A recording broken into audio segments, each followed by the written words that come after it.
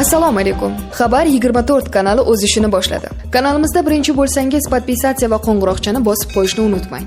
Bugun dasturimizda Qozog'iston tomoni blackoutda O'zbekistonni aybladi. Oldin chetga, keyin xalqqa. 2021-yilda mashina eksporti keskin oshdi. To'xtamurod Azizov og'ir judolikka uchradi. Tojik-qirg'iz chegarasidagi mojaro. 11 mingdan ortiq odam evakuatsiya qilindi. Surxondaryoda ommaviy mushtlashuv sodir bo'lgani aytilmoqda. Tojik-qirg'iz chegarasidagi otishma sababini o'rganish boshlandi. Endi esa shu va boshqa xabarlar tafsiloti bilan batafsil Xabar 24 kanalida kuzatib borishingiz mumkin. Oldin chetga, keyin xalqqa. 2021-yilda mashina eksporti keskin oshdi. O'zbekistonda 2021-yil yengil avtomobil eksporti 10.401 ga oshdi. Bu Davlat statistika qo'mitasi matbuot xizmati ma'lum qildi. Qayd etilishicha, 2021-yilda O'zbekiston 10 ta davlatga qiymati 281.8 million AQSh dollariga teng bo'lgan 28.952 ta yengil avtomobil eksport qilgan. Yengil avtomobil eksporti 2020-yilga nisbatan solishtirganda 10.401 ga oshgan.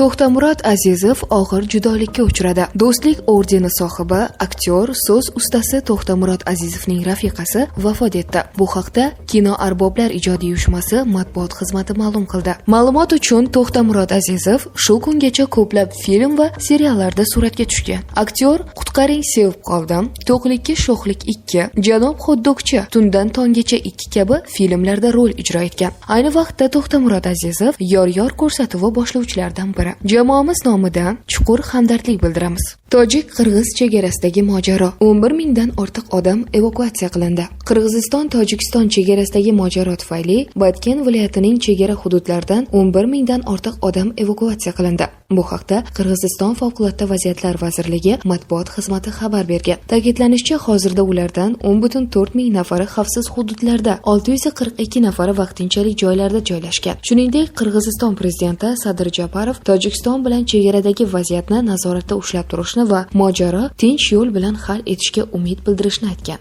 Tojik-qirg'iz chegarasida o't ochish to'xtatildi. Bir kun avval qurolli to'qnashuv yuz bergan Tojik-qirg'iz chegarasi hududida otishma Tojikistonning So'g'd viloyati rahbari va Qirg'izistonning Batken viloyati gubernatori o'rtasidagi muzokaralardan so'ng to'xtatildi. Bu haqda So'g'd viloyati rahbari matbuot xizmati xabar qildi. So'g'd viloyati rahbari Rajabboy Ahmadzoda va Qirg'iziston Batken viloyati gubernatori Abdukarim Alimbayev o'rtasida muzokaralar chog'ida o't ochishni to'xtatish bo'yicha kelishuvga erishildi. Yo'llar ochiq, qo'shinlar chiqildi. Qo'shma komissiya 28-yanvar kuni ertalab tergovni boshlaydi, deyiladi xabarda. Ta'kidlanishicha, yarador va halok bo'lganlar bo'yicha yakuniy ma'lumotlar aniqlanmoqda. Mojaro tomonlari o'rtasida muzokaralar bugun 28-yanvar kuni huquq-tartibot idoralari vakillari va chegaradosh viloyatlar raislari ishtirokida davom etadi.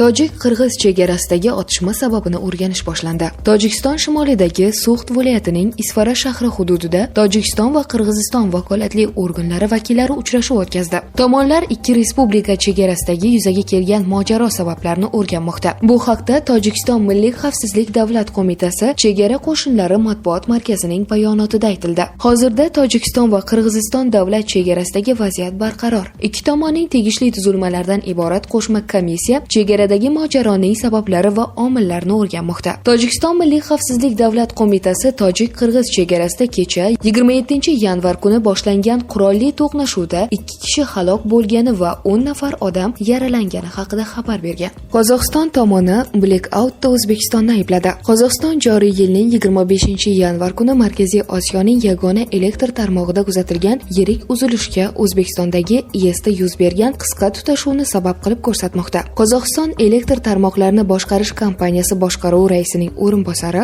Bahitjon Jaziqbayevga ko'ra, Sirdaryo IESda avariya yuz berib, stansiyaning 4 ta energetika blogi ishdan chiqqan. Shu Qozog'iston energetika tizimidagi yukning oshishiga olib kelgan. Qayd etilishicha, O'zbekiston va Qirg'izistonning energetika tizimlari to'liq ishdan chiqqan. Barcha elektr stansiyalari va iste'molchilar ta'minoti to'xtatilgan. O'zbekiston energetika tizimida uzilgan yuklanish taxminan 9600, iste'molning 100%, Qirg'izistonda 2600, iste'molning 100%ni tashkil etgan. Shuningdek, Qozog'iston va yagona elektr energiyasi tizimida elektr energiyasi taqchilligi bilan bog'liq vaziyat saqlanib qolayotganligini ma'lum qildi.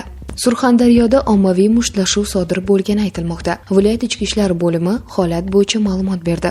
Joriy yilning 27-yanvar kuni ijtimoiy tarmoqlarda Surxondaryo viloyatidagi tog'li hudud mahallalaridan birida ommaviy mushtlashuv sodir bo'lgani aytilmoqda. Qayd etilishicha, 2021-yilning 19-dekabr kuni taxminan soat 15:00 da Denov tumani Ushor mahallasida yashovchi fuqarolar bilan qarindoshlari o'rtasida oldindan davom etib kelayotgan yer masalasida kelishmovchiliklar bo'lganligi sababli bir fuqaro qo'shnisi bilan o'zaro tortishib qolib, bir-birlarini haqoratlab tan jarohatlari yetkazishgan. Ushbu holat yuzasidan Denov tuman ichki ishlar bo'limi tomonidan tergovga qadar tekshiruv olib borilib, 2022-yil 11-yanvar kuni huquqbuzarlarga tegishli chora ko'rish uchun ma'muriy tartibda Denov tuman sudiga yuborilgan. O'zbekistondagi xalqaro aeroportlarda samolyotlar harakatini tasvirga olishga ruxsat berildi. 26-yanvar kuni O'zbekiston Vazirlar Mahkamasining aviaspottingni rivojlantirish uchun shart-sharoitlar yaratish chora-tadbirlari to'g'risida qarori qabul qilindi. O'zbekiston Aeroports matbuot xizmatining ma'lum qilishicha, mazkur hujjatda mamlakatning ijobiy imijini shakllantirish va sayyohlik salohiyatini oshirish, mahalliy aeroportlar va aviakompaniyalarni tan olishga qaratilgan qator chora-tadbirlar nazarda tutilgan. Hukumat qaroriga ko'ra 2022-yil 1-mayga qadar respublikaning barcha xalqaro aeroportlari hududida aviaspotting uchun ixtisoslashtirilgan joylar paydo bo'ladi. Shuningdek, 1-mayga qadar xalqaro aeroportlarga tutash hududlarda havo kemalarini suratga olishni xohlovchilar uchun barcha zarur infratuzilmaga ega tomosha maydonchalari quriladi. O'tgan yilning 22-oktyabr kuni O'zbekiston tarixidagi ilk rasmiy spottingni o'tkazganimizda 3 oydan keyin aviatsiyaga mehr qo'ygan insonlar uchun vaziyat bu qadar keskin o'zgarishni tasavvur qilish qiyin edi. Ilgari ularga aviaportdan kilometr uzoqlikda turish va samolyotlarni suratga olish taqiqlangan bo'lsa, endi aeroportlar o'z eshiklarini ochib, do'stona munosabatda bo'lishadi. O'zbekistonda aviaspotterlarni yuqori darajada qo'llab-quvvatlanayotganligidan juda xursandman. Hamma mamlakatlarda ham qonunchilik bazasida bunday hujjatlar mavjud emas. Bu mamlakat imiji va turizmini rivojlantirish uchun juda katta qadamdir. Ushbu muhim hujjatni ishlab chiqishda O'zbekiston Aeroports kompaniyasi ham o'z hissasini qo'shganidan boshim ko'kka yetdi. Endi bizning vazifamiz boshqa idoralar bilan hukumat qarorida belgilangan barcha ishlarni birgalikda amalga oshirishdan iborat, dedi O'zbekiston Aeroports boshqaruv raisi Ra'no Jo'rayeva. Bundan tashqari, hujjat bilan 2022-yilning 1-mayidan boshlab har chorakda mahalliy havaskorlar va professional aerodromchilar uchun mavsumiy musobaqalar, shuningdek, xorijiy aviasportchilar ishtirokidagi yillik musobaqalar o'tkaziladi. Yoshlar uchun ochiq eshiklar kuni va mamlakat xalqaro aeroportlariga ekskursiyalar tashkil etish rejalashtirilgan. Shuningdek, O'zbekiston Aeroports kompaniyasiga Mudofaa vazirligi va Toshkent shahar hokimligi bilan birgalikda O'zbekiston Milliy aviatsiya muzeyini tashkil etish masalasini ham ishlab chiqishda